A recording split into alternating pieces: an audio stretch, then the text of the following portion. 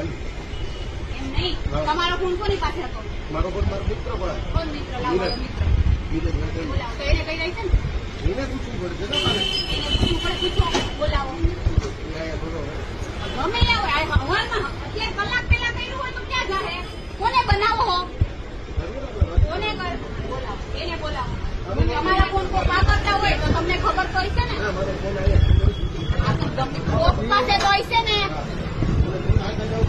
હું અહીંયા જ ઊભી રહી. ના, હું અહીંયા જ ઊભી રહી.